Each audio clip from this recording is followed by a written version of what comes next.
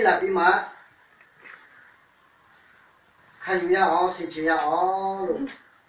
ဓမ္မရာဇဝင်ဒုတိယဆောင်ခန်းကြီး6အပိုက်ငယ်7တစ်ချက်ကိုပဲကျွန်တော်တို့ဖတ်ရအောင်ဓမ္မရာဇဝင်ဒုတိယဆောင်အခန်းကြီး6အပိုက်ငယ်7ကိုကျွန်တော်တို့ဒီတစ်ခါဖတ်ပြီးမှငါ့ယူတယ်အောင်ထာဝရဘုရား၏တိတ္တတော်သည်သုံးလပတ်လုံးဒိဋ္ဌိလူဩဘတေတော်အနေနဲ့ရှိထာဝရဘုရားသည်လည်းဩဘတေတော်၏ဣတုိတာကောင်းတို့ကိုကောင်းချီးပေးတော်မူ၏နှုတ်ပါတော်အဖြစ်တရားရှိတိုင်းဖျားရှိကောင်းပေးပါစေအာမင်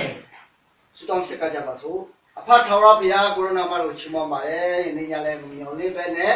ဖပြန်ခင်ကျေးဇူးအကြောင်းဒီမှာရှိတဲ့ခန္ဓာမိသားစုနဲ့တကွာပြန်လဲမိသားရပြုရတဲ့ကိုရောပစ္စည်းပေးတယ်လို့နှုတ်ပါတော်ကိုလည်းကိုရောပစ္စည်းပေးတဲ့စင်ချင်ရတဲ့ခွင့်ကိုရောပစ္စည်းပေးတော့ကြောင့်ကျေးဇူးတော်ချီးမွမ်းပါတယ်နှုတ်ပါတော်အဖြစ်အရောက်ရှိတဲ့တေတာမှာကောင်းချီးမိတာဖြစ်စီလျက်ဘိုးတော်သင်ရှားရှိတော်ပါမိကြောင်းယေရှုဖခင်နာမ၌လူတွေပါဆုတောင်းပါတယ်ဖဖခင်အာမင်ကဲကျွန်တော်တို့တမန်ကျမ်းစာကိုလေ့လာရအောင်ထာဝရဘုရားရဲ့တိတ္တတော်ဟာဂိတ္တိလူမျိုးရဲ့အိမ်ထဲမှာ3လပတ်လုံးရှိတယ်ဆိုတာတွေ့ရပါဂိတ္တိလူမျိုးဩဘဒေတော်ရဲ့အိမ်ထဲမှာ3လပတ်လုံးရှိသည့်ကာလထဲမှာဩဘဒေတော်တို့မိသားစုပေါ်မှာဘုရားခင်ကောင်းချီးပေးတယ်ဆိုတာဒီမှာသိထားတာဖြစ်ပါတယ်မတ်တတ်ထားတာဖြစ်ပါတယ်ထာဝရဘုရားရဲ့တိတ္တတော်ဆိုတာဣတိလလူမျိုးခိတ်မှာထာဝရဘုရားကိုသင်စားထားပါတယ်တိတ္တတော်ထားပြီးမှစစ်တိုက်တဲ့နေရာမှာစစ်တိုက်လေရာမှာဣတိလလူမျိုးအောင်မြင်တယ်ဆိုတာသိရပါသူနေ့လည်းကောင်းပဲကျွန်တော်တို့ရဲ့တိတ္တမှာလေကျွန်တော်တို့ရဲ့လှုပ်ဆောင်လေရာတွားလေရာစစ်တိုက်လေရာမှာထာဝရဘုရားသူပါရှိရင်အောင်မြင်သောစစ်တိုက်ခြင်းအောင်မြင်သောခရီးအောင်မြင်သောအလုပ်အောင်မြင်သောလုပ်ငန်းဖြစ်ဖို့ဘုရားခင်ကောင်းချီးပေးမှာဖြစ်ပါတယ်အာမင်ဂိတ္တိလူမျိုးဩဘတေတော်အိမ်မှာထာဝရဘုရားတိတ္တတော်ကို3လပတ်လုံးဘာကြောင့်ရှိရလဲဆိုရင်အခိုက်မတည်လို့ပိလိတိလူမျိုးနဲ့စစ်တိုက်ပြီးမှပိလိတိလူမျိုးကထာဝရဘုရားတိတ္တတော်ကိုတခါတိတ်လိုက်တယ်ဣတိလလူမျိုးလိုက်ထက်ကနေပေါ့ဘုရားကျောင်းမှာထားတယ်ဘုရားကျောင်းမှာထားပြီးမှပိလိတိလူမျိုးရဲ့ဘုရားဖြစ်တဲ့ယုတ်ထုကလက်တွေကျိုးတယ်ခေါင်းတွေကျိုးတယ်ဟုတ်တယ်မဟုတ်လားတက်စာဖတ်တဲ့လူသိတာပေါ့အဲ့ဒါနဲ့ဒါဝိမင်းကြီးကငါတို့ဒီတိတ္တတော်ကိုပြန်မယူလို့မရဘူးငါတို့ပြန်ဒီမှာတစ်ခေါက်စစ်တိုက်ရအောင်လို့ပြောမှပိလိတိတို့ရှိမှတိတ္တတော်ကိုထားပြီးမှလဲနဲ့တဲပြီးမှဣသရေလနိုင်ငံမှာယေရုရှလင်မြို့မှာယေရုရှလင်ပြည်မှာတော့မှအဲ့ဒီတိတ္တတော်ကိုပြန်တည်သွားဖို့နောက်တစ်ဝက်မှာတည်လာတဲ့အခါမှာလမ်းတွေလည်းဆိုးတယ်လမ်းတွေလည်းကျန်းတယ်အခါတလေရှုံမြောင်ထဲမှာဝင်ရတယ်ကိုယ်ထဲမှာတက်ရတယ်ကဘာထဲမှာသွားရတယ်ပေါ့နော်အဲ့လိုမျိုးလဲနေမောင်းပြီးမှသွားရတဲ့အခါမှာတိတ္တတော်ဟာလဲချက်ခါနီလူဆက်ဖြစ်လာတဲ့အခါမှာဩဇာဆိုတဲ့ပုဂ္ဂိုလ်တယောက်ကတိတ္တတော်ကိုစေတနာနဲ့မေတ္တာနဲ့ပေါ်ထိန်လိုက်တဲ့အခါမှာဩဇာဆိုတဲ့ပုဂ္ဂိုလ်ဟာချက်ချင်းအဲ့ဒီမှာပဲလဲကြပြီးမှတည်သွားတယ်ဆိုတာတွေ့ရတယ်။နောက်ပိုင်းမှာကျွန်တော်တို့ဖတ်တဲ့အခါမှာတွေ့ရပါတယ်ပေါ့နော်။အဲ့ဒီတော်ဝိမင်းကြီးကကြောက်လာတယ်။အော်ထာဝရဘုရားတိတ္တတော်ကိုယေရုရှလင်နန်းတော်မှာငါတို့တည်သွားလို့မဖြစ်သေးဘူး။ဂိတ္တိလူမျိုးဩဘတေတော်အိမ်မှာခဏထားရအောင်ဆိုမှထားခဲ့ပါတယ်။ဒါကြောင့်လေလူတွေကစစ်တိုက်ခတ်တင်မှာကိုဒါဝိမင်းကြီးကစိုးရိမ်ပါ။ဒါကြောင့်သူ့ရဲ့လူတွေစစ်တိုက်တင်မှာကိုသူမမြင်ရဘူးမမြင်ချင်ဘူးမသိစေချင်ဘူး။ဒါကြောင့်ဣသရေလလူမျိုးလည်းမဟုတ်ဘူးနော်။ယာကုပ်လူမျိုးအပြာလူမျိုးရဲ့ကျဲလူမျိုးမဟုတ်ဘူး။ဂိတ္တိလူမျိုးဩဘတေတော်အိမ်မှာအဲ့ဒီတိတ္တတော်ကိုထားခဲ့ပြီးမှယေရုရှလင်ကိုပြန်ပါတယ်။ဣသရေဒါဝိမင်းကြီးကသူ့ရဲ့ရဲဘော်တွေနဲ့သူ့ရဲ့တတ်တော်တွေနဲ့ပြန်လာအဲ့ဒါနဲ့3လကြာတဲ့အခါမှာဩဘဒေတော်အိမ်မှာ3လထာဝရဘုရားတိတ္တတော်ရှိနေတဲ့အခိုင်မှာ ဩဘာတေတို့ဒုမိသားစုရဲ့အင်တူအတာအားလုံးကိုဘုရားခင်ကောင်းကြီးပေးတယ်ဆိုတာပြတာအခုခေတ်ရတော့ဖုန်းတွေဝယ်လာတယ်စံကြယ်တွေဝယ်လာတယ်စသဖြင့်ပေါ့နော်သုံးလအတွင်းမှာကောင်းကြီးခံစားရတယ်ဩဘာတေတို့အိမ်မှာလေကောင်းကြီးမိတာတစ်ဖြစ်ဖြစ်ပြောသွားလာTV တွေဝယ်တယ်စသဖြင့်ပေါ့နော်ကားတွေဝယ်လာတယ်ကောင်းကြီးမိတာပြေဝခံစားလာတယ်သုံးလပဲထားတာလေအဲ့ဒါနဲ့ဩဘာတေတို့မိသားစုကောင်းကြီးမိတာခံစားရတယ်တိတ်တာတော့ရှိနေတော့ယေရုရှလင်မှာဒါဝိရဲ့နန်းတော်မှာအဲ့ဒီတင်းရောက်သွားတယ်ငါတို့တိတ်တာဩဘာတေတို့ပြစ်တိလူမျိုးဩဘာတေတို့အိမ်မှာသုံးလပဲရှိတာတော့မှဩဘာတေတို့မိသားစုဟာချမ်းသာလာတယ်ဒါဝိစီမှာတင်းရတဲ့ခါမှာဒါဝိကတဖန်ကပီစီပြီးမှဩဘာတေတို့အိမ်ကနေတိတ်တာတော့တဲပြီးမှနန်းတော်ပြဆောင်ခဲ့တယ်ဆိုတော့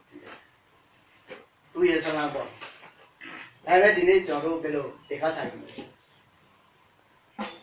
မိတ်ဆွေတို့ရဲ့အိမ်ထောင်မိသားစုအထဲမှာထာဝရဘုရားအုပ်စိုးခြင်းတယ်အာမင်အာမင်မိတ်ဆွေတို့ရဲ့အိမ်ထောင်မိသားစုအထဲမှာထာဝရဘုရားသူပါရှိခြင်းပြီးမှ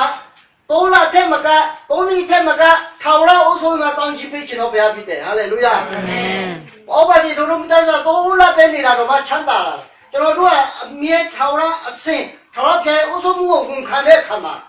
ကောင်းချီးမိကြတာကိုကျေဝါလာမှာဖြစ်ပါတယ်တိတ်တာတော်ဆိုတာထာဝရဘုရားကိုသိစားတယ်တိတ်တာတော်ထဲမှာပါရှိတယ်ပြည့်တော်စေပန်းပါဘူးလားတိတ်တာတော်ထဲမှာပြည့်တော်ပါတယ်ဆိုလိုတာထာဝရဘုရားရှိမှနှုတ်ကပတ်တော်ကျွဲဝပါတယ်အာမင်ကျွန်တော်တို့အသက်ရှင်ဖို့ဝိညာဉ်ရေးအတွက်နှုတ်ကပတ်တော်ကျွဲဝတယ်ထာဝရဘုရားရှိတယ်တိတ်တာတော်ထဲမှာတော့တမျိုးပါရှိသေးတယ်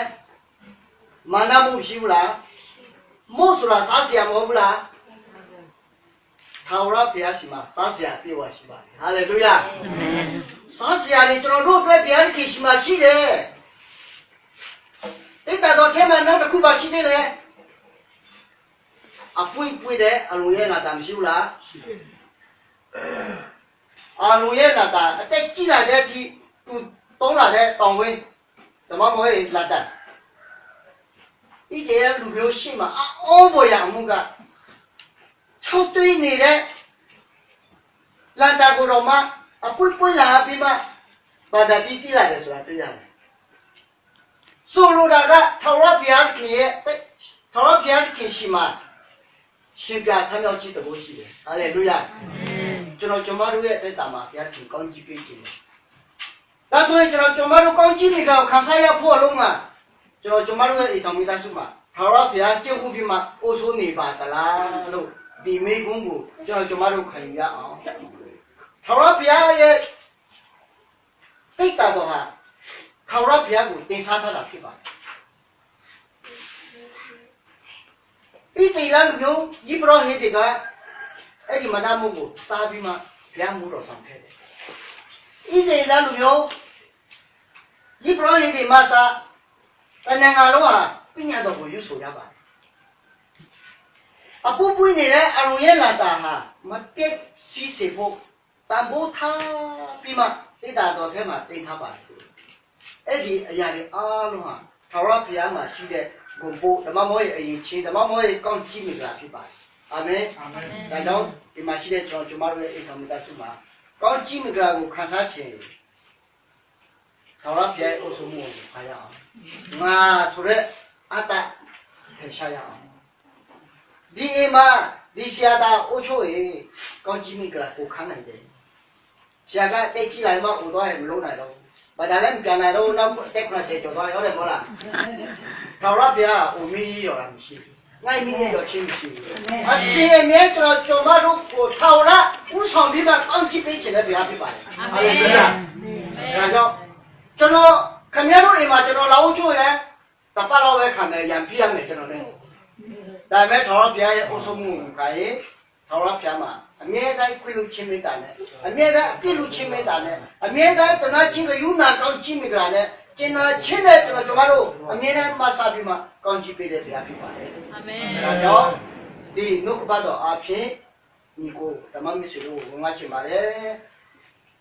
ဩဘာဒီတို့အိမ်မှာ3 လပဲရှိတာတော့ဘုရားခင်ကောင်းချီးပေးမှကြော်ဝါစေသလို ကျွန်တော်တက်တာမှာ3ရက်3လမက3နှစ်300မကထာဝရအုပ်ဆုံးမှာကောင်းကြီးပေးခြင်းတော့ဘုရားဖြစ်ပါလေဒါကြောင့်ထာဝရဘုရားအုပ်ဆုံးမှုကိုဒီနေ့ညကနေစပြီးမှငါဆိုတဲ့အတ္တတွေမာနတွေဝါကြွားခြင်းတွေကိုကြိုက်ခြင်းတွေကိုဖယ်ရှားမှထာဝရဘုရားကိုယ်တိုင်အုပ်ဆုံးမှုကိုဝန်ခံပြီးမှအရှင်ကြပါစို့လို့ဘုရားအပြည့်ဝင်ပါပါတယ်အလုံးပေါင်းဘုရားရှိကောင်းကြီးပေးပါစေ